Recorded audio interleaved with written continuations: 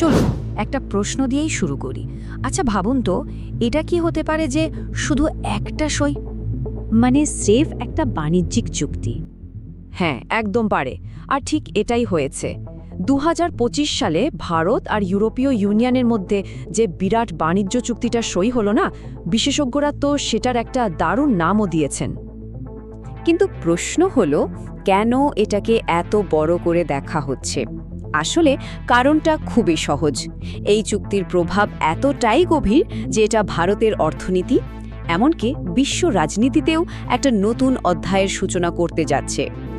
তো চলুন আজকের এই আলোচনায় আমরা গভীরে গিয়ে বোঝার চেষ্টা করি এই চুক্তিটা আসলে কি, কারা এর থেকে লাভবান হচ্ছে আর কারা বা একটু চাপে পড়ছে, আর সবচেয়ে বড় কথা, আমাদের মতো সাধারণ মানুষের জীবনে এর আসল প্রভাবটা ঠিক কী হতে চলেছে।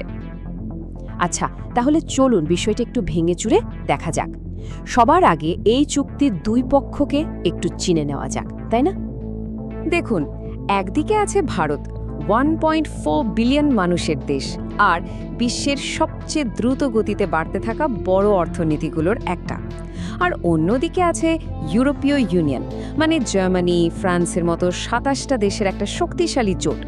তো এই দুই বড় শক্তির মধ্যে না অনেক বছর ধরেই একটা মুক্ত বাণিজ্য চুক্তির কথা চলছিল, কিন্তু কিছু বড়সড় বাধার কারণে সেটা আর এগোচ্ছিল না। আসল বাধাগুলো কি ছিল? আচ্ছা, প্রথমত ছিল ইউরোপীয় গাড়ির ওপর ভারতের বিশাল শুল্ক, মানে ট্যাক্স। তারপর ছিল ডিফেন্স টেকনোলজি ট্রান্সফারের মতো জটিল বিষয়। আর হ্যাঁ, দুই পক্ষই একে অপরের বাজারে সমান সুযোগ চাইছিল।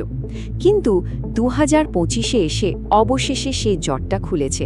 আর এর ফলে যে চুক্তিটা সামনে এলো, সেটা কিন্তু কোনো সাধারণ কেনাবেচার চুক্তি না।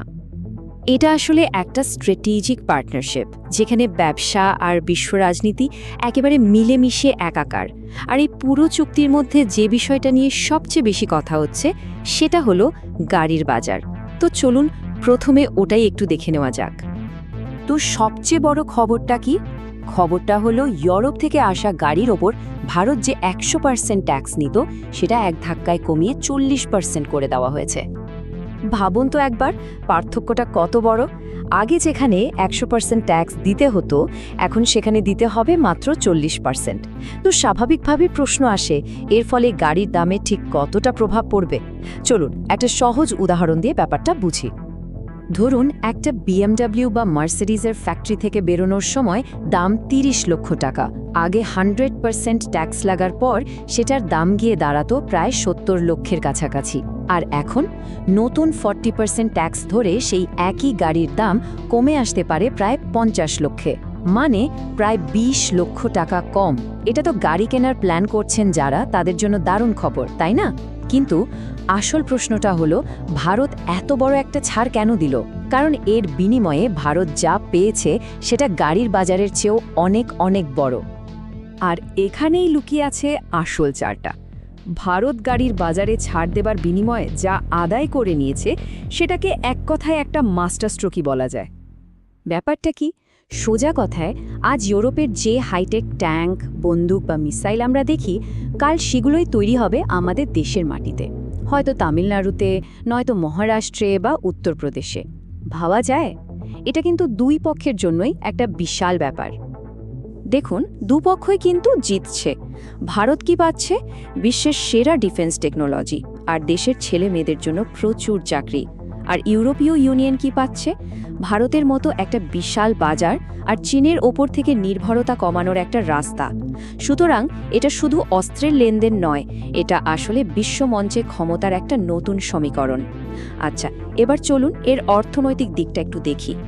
এই চুক্তির লক্ষ্য কিন্তু শুধু স্ট্র্যাটেজিক না, অর্থনৈতিক দিক থেকেও এটা বেশ উচ্চাকাঙ্ক্ষী। এখন ভারত আর ইউরোপীয় ইউনিয়নের মধ্যে বছরে ব্যবসা হয় মোটামুটি 120 বিলিয়ন ডলারের। আর এই চুক্তির টার্গেট হলো এটাকে বাড়িয়ে 200 বিলিয়ন ডলারেরও বেশি নিয়ে যাওয়া।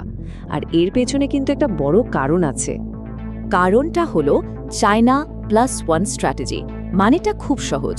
ইউরোপের বড় বড় কোম্পানিগুলো এখন আর শুধু চীনের ওপর ভরসা করে থাকতে চাইছে না।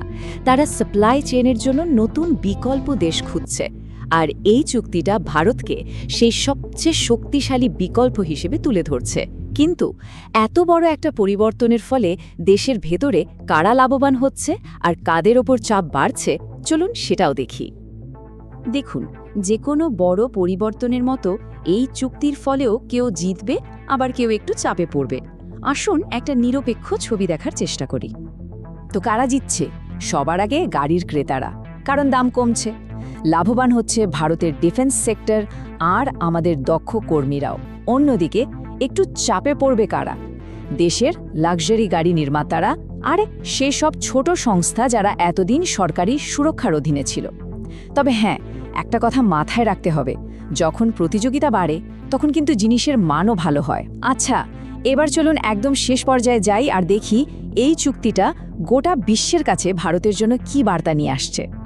এই চুক্তিটা আসলে গোটা বিশ্বকে একটা খুব পরিষ্কার বার্তা দিচ্ছে, আর সেটা হলো ভারত আর আগের জায়গায় থেমে থাকতে রাজি নয়। এর মানে হলো ভারত এখন আর শুধু একটা প্রোটেক্টেড মার্কেট হয়ে থাকতে চায় না, যেখানে বাইরের জিনিস আসতে বাধা দেওয়া হয়। বরং ভারত এখন বিশ্বের সাথে কাঁধে কাঁধ মিলিয়ে চলার জন্য একদম তৈরি। ভারতের নতুন লক্ষ্যগুলো কি কি? একটা গ্লোবাল ম্যানুফ্যাকচারিং হাব হয়ে ওঠা। 2, একটা বড় ডিফেন্স এক্সপোর্টার হিসেবে নিজেকে প্রতিষ্ঠা করা। আর 3, এমন একজন স্ট্র্যাটেজিক পার্টনার হওয়া যাকে কেউ জুনিয়র ভাববে না। আর ইউরোপীয় ইউনিয়নের সঙ্গে এই চুক্তিটা কিন্তু আমেরিকা, রাশিয়া বা চীনের মতো দেশগুলোকেও ভারতের সঙ্গে তাদের সম্পর্কের হিসাব নিকাশ নতুন করে কষতে বাধ্য করবে। একটা সময় ছিল যখন বিশ্ব ভারতের দিকে শুধু একটা বিশাল বাজার হিসেবেই তাকাতো, কিন্তু আজ ভারত সেই বাজার নয়, ভারত নিজেই সিদ্ধান্ত নিচ্ছে। গাড়ির ট্যাক্স কমানোটা শুধু গাড়ি সস্তা হওয়া নয়, আর ইউরোপ থেকে অস্ত্র আনা মানে শুধু অস্ত্র কেনা নয়। এই চুক্তিটা দেখিয়ে দিচ্ছে যে ভারত এখন নিজের শর্তে, নিজের উপায়ে বিশ্বের সঙ্গে দর কষাকষি করতে শিখে গেছে। এখন প্রশ্ন একটাই, এই যে সব চুক্তির সেরা চুক্তি বলা হচ্ছে, এটা আগামী দিনে ভারতকে ঠিক কোথায় নিয়ে যাবে?